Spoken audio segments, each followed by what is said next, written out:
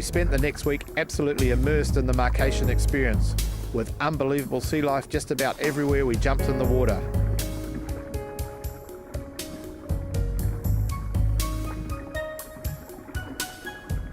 It's incredible seeing the vast variety of fish and to see them feeding and acting naturally with little or no fear of our temporary intrusion into their world.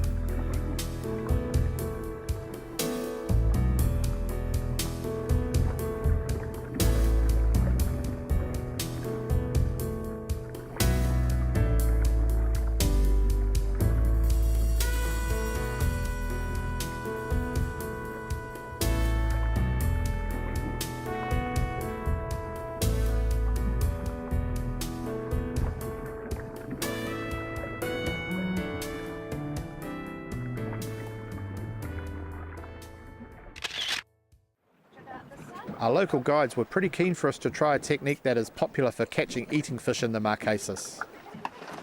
What we're fishing with here is sabikis, or flashes, very popular in French Polynesia for catching reef fish. And we've caught a mullet the other day, and we're putting little pieces of mullet on our sabiki and dropping it to the bottom, and it's pretty much instant bites. Whoa. I really think it was an excuse for us to catch fish so Manu could have a barbecue. And I've got two delicious... Every bait was gobbled up by different colour reef fish, with the red, yellow and green fish being popular and the orange fish being returned to the sea as they could potentially be poisonous. C'est bon. Bon poisson. Champion. Right. Champion.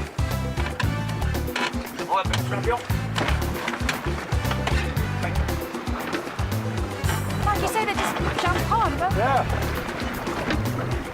Oh, here it comes. Oh, you got one, little one. And it's a good one. There we go. Yeah. Flounder.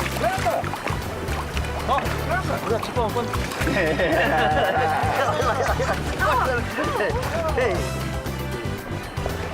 Spesial Manu. You just never know. This is a big flatfish. Predatory one, both eyes on top of the head. Very beautiful blue markings. Just looks like the bottom of the ocean around here.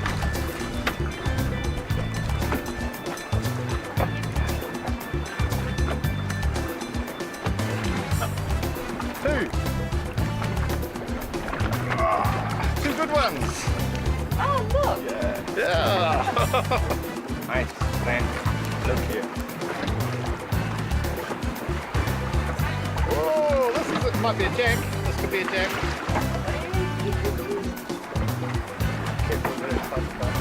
Here come. One. Oh, big one. That was scary.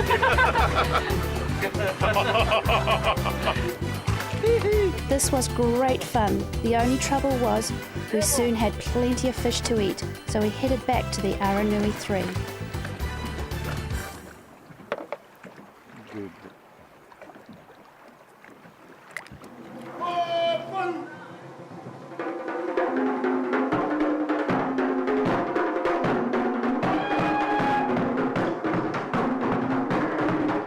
One of the highlights of our adventure was a visit to the ancient archaeological site of Puamau, where there is huge stone tikis, some of which are over 8 feet tall, and even horizontal tikis that have links back to Rapa Nui or Easter Island.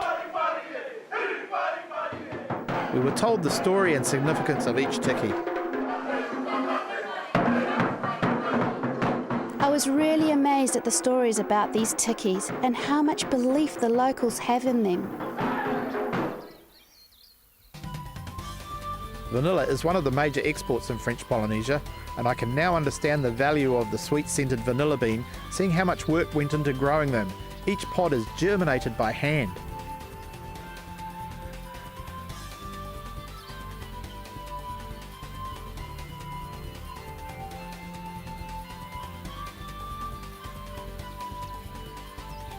Every village we visited we were greeted warmly with local song and dance.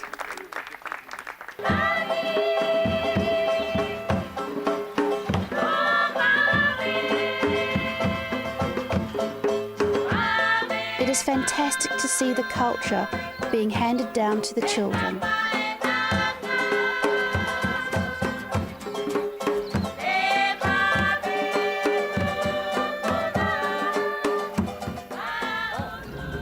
It was the last day of our fishing trip, and Nikki had hooked a massive fish that I thought she had no chance of landing.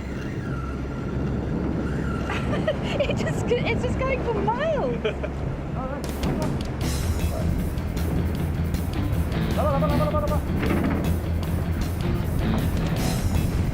Slow. Keep the weight on that side.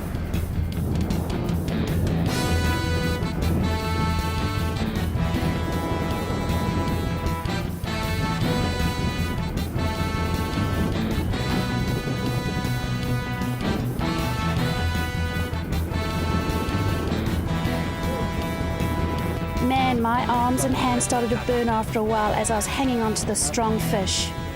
I was determined to land it.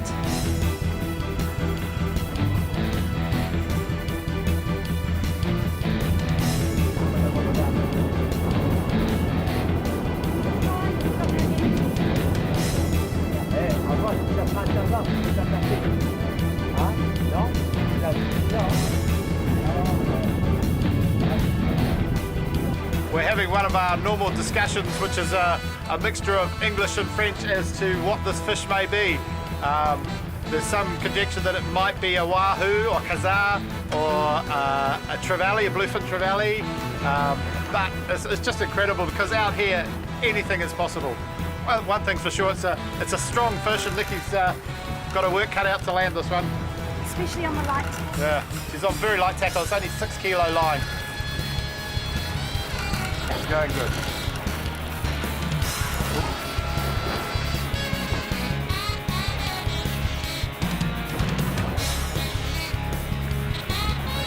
As the fight wore on, I saw Nikki starting to win a little line back, and I was encouraged that she might have a chance of getting this fish. Very good. Relax. I know I say it all the time. This is a good fight, man. This is probably harder than your kingfish. It is a lot harder than the kingfish. Good that. One it up.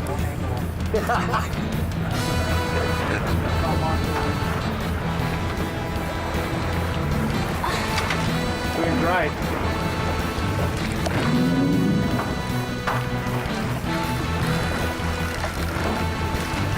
Oh, my legs are gone probably.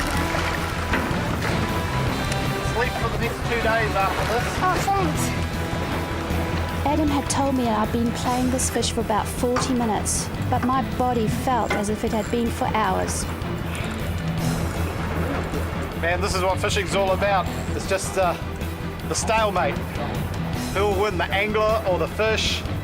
Nikki's getting tired, her arms are getting sore, and this fish just keeps on just taking a few meters of line every time she gets it back. She's really got to concentrate on this one. I was getting lots of encouragement from Adam and Manu, and even though my arms and legs were tired and shaking, I was not going to give up.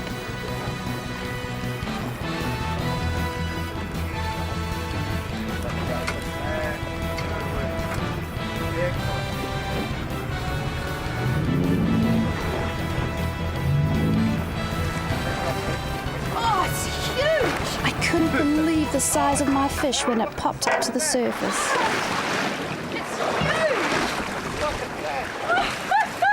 Wait till we get it. Concentrate.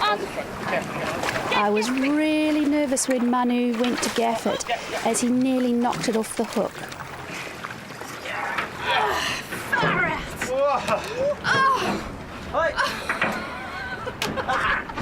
What a fish on this gear. I feel it. What a fish. Well done. That's got to be 30 kilos maybe, 25, 30 kilos. Well done for hooking it. Thank you for your help.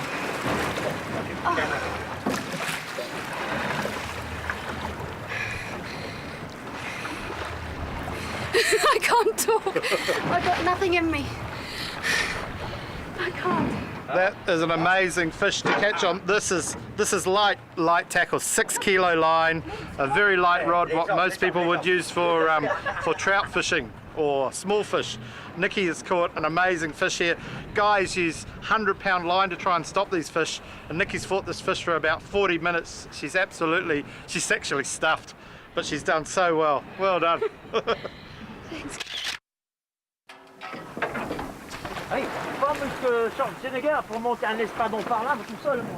Next thing we knew, our resident Spiro Darren was being towed through the water at a great rate of knots. He'd obviously speared something big.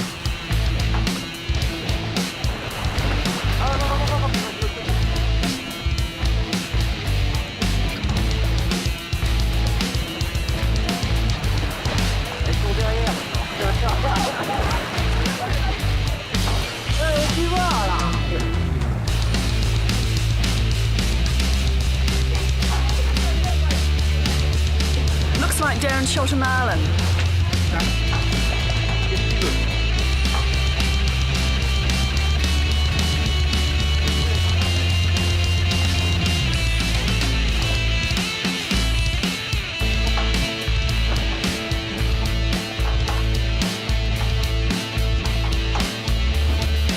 It looks like Darren's going to try and put a second spear into the marlin to try and slow it down.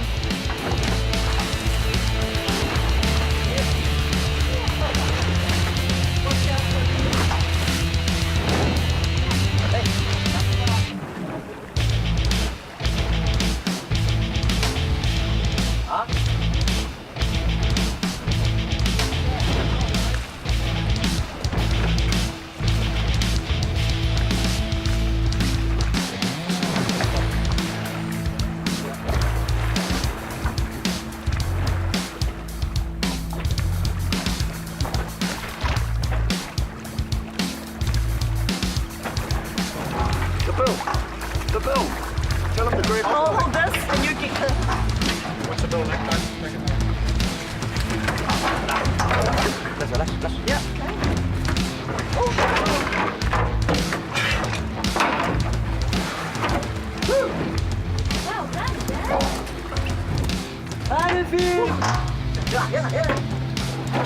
Not a bad effort.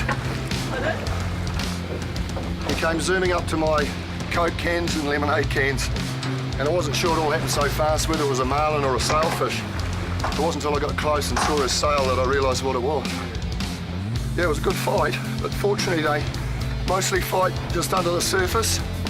So it's a case of just, when you got them on, just grab the float and just hang on and just go for the ride and relax and take your time and let the fish wear himself down.